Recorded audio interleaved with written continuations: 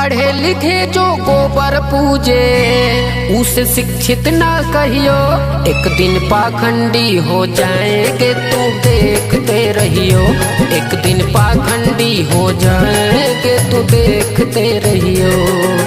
पढ़े लिखे जो गोबर पूजे उसे शिक्षित ना कहियो। एक दिन पाखंडी हो जाएंगे तू देखते रहियो। एक दिन पाखंडी हो जाएंगे तू देखते रहियो।